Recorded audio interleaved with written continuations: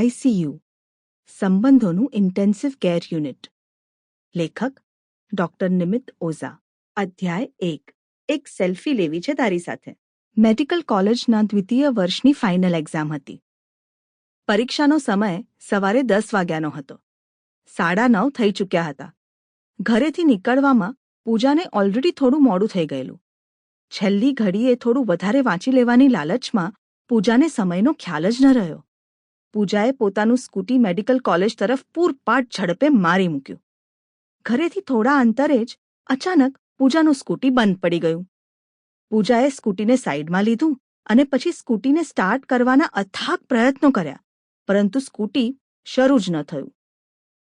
Auto સ્ટાર્ટનો મોહ છોડીને પૂજાએ સ્કૂટીને kick મારવાનો પણ પ્રયત્ન કર્યો, પરંતુ સ્કૂટીએ શરૂ ન થવાની જીદ પકડી હતી. ઘડિયાળમાં 9:45 વાગ્યા હતા.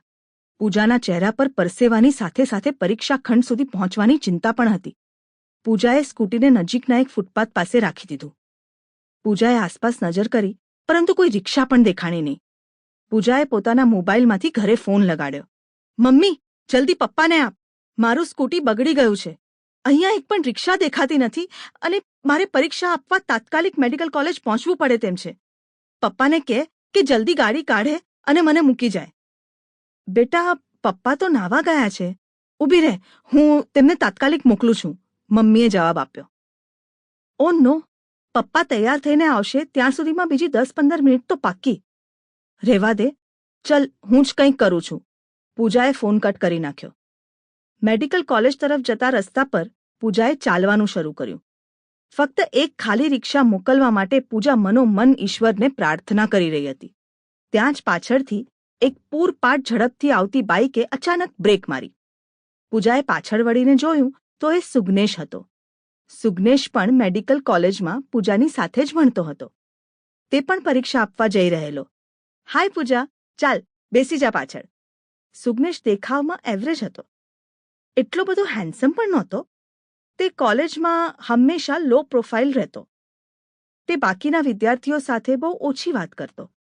હાશ, તું ટાઈમસર આવી ગયો Sugnesh. Thank you so much. એટલું બોલીને પૂજા સુગ્નેશની પાછળ બેસી ગઈ. સુગ્નેશે મેડિકલ કોલેજ તરફ બાઇક મારી મૂક્યું. રસ્તામાં સુગ્નેશે પૂછ્યું, કેમ, શું થયું તારા સ્કૂટીને? ખબર નહીં યાર, અચાનક બંધ પડી ગયું.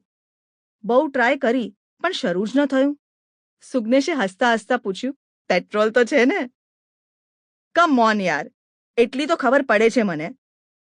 એનીવે, આજે તું ન આવ્યો હોત તો પરીક્ષામાં હું નક્કી બહુ મોડી પહોંચી હોત. સુગ્નેશે પોતાનો ડાબો હાથ બાઇકના હેન્ડલ પરથી છોડી દીધો.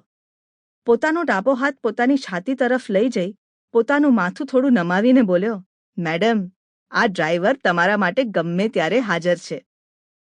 સુગ્નેશ, આ ફ્લર્ટ કરવાનો સમય નથી. મને બહુ ટેન્શન થાય છે યાર. શેનું ટેન્શન? રિલેક્સ, આપણે પહોંચવામાં જ છીએ. સુગ્નેશે પોતાના બાઇકની સ્પીડ વધારતા કહ્યું. અચાનક એક સ્પીડ બ્રેકર આવતા સુગ્નેશે જોરથી બ્રેક મારી અને પાછળ બેઠેલી પૂજાએ સુગ્નેશને કચકચાવીને પકડી લીધો. પાછળ બેઠેલી પૂજાના સ્પર્શથી સુગ્નેશનું પુરુષત્વ આળસ મરડીને ઊભું થયું. કેટલાય વર્ષોથી સુગ્નેશે મનોમન કરેલી પ્રાર્થના આજે અચાનક સાકાર થઈ. કોલેજના પ્રથમ વર્ષથી જ સુગ્નેશ પૂજાને પ્રેમ કરતો હતો. ગમતી વ્યક્તિ આપણી બાઇકની પાછળ બેઠેલી હોય ત્યારે આપણે બાઇક ચલાવતા નથી હોતા, ઉડાડતા હોઈએ છીએ.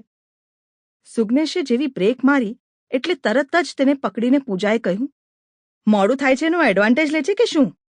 કેમ છેલ્લી ઘડીએ બ્રેક મારી? સોરી યાર, એવો કોઈ ઇન્ટેન્શન નહોતું. જેન્યુઇનલી ખબર નહોતી કે અહીંયા સ્પીડ બ્રેકર આવશે. સુગ્નેશે પાછળ ફરીને પૂજાને કહ્યું. સારું, આગળ જો હવે, નહીં તો તારી સાથે મને પણ પાડીશ. અરે મેડમ, તમને થોડા પડવા દેવાય. તમે તો કોલેજની શાન છો. તમને વાગશે તો કોલેજના કેટલાય છોકરાઓ એક સાથે ઈજાગ્રસ્ત થશે. મને પરીક્ષાનું ટેન્શન છે અને તને ફ્લર્ટ કરવાનું સૂચે છે. થોડી જ ક્ષણોમાં તેઓ મેડિકલ કોલેજ પહોંચી ગયા. સુગ્નેશ પોતાનું બાઇક પાર્ક કરે ત્યાં સુધીમાં પૂજા દોડીને પરીક્ષા ખંડમાં પહોંચી ગઈ. સુગ્નેશે એવી અપેક્ષા રાખેલી. Sample complete. Ready to continue?